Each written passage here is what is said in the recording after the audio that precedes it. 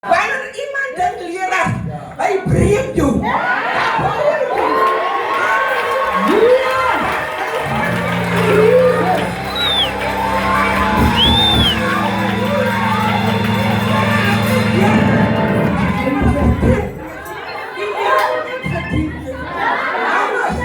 Als je het zelf arme borst Yes. was het aan je dochter. Halleluja!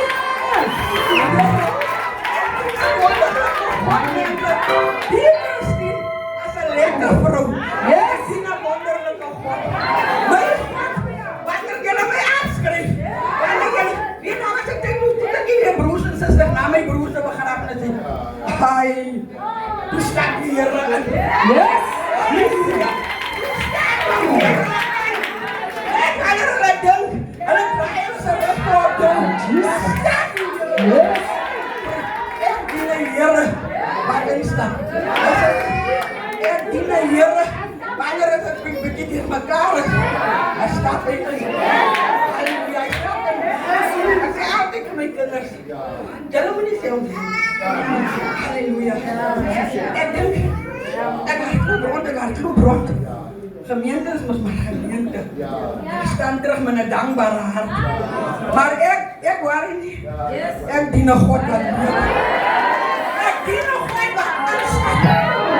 Ik ben voor pastoor, ik vraag niet nog mensen daar niet. Hij zei aan Christus, ik al zelf.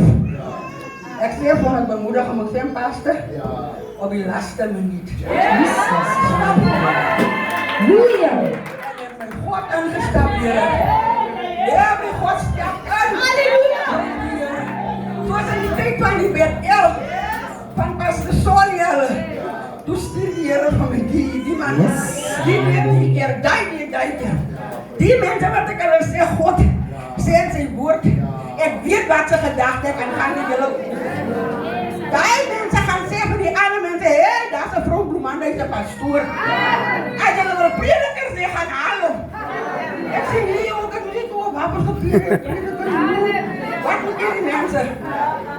Dan zei de Heer van de geest van de Heer van mij gaan. Ik ga voor jou iets op jou. Want ik is een lekker mens. Yes. Kom op mee. Halleluja. Ja, Heer is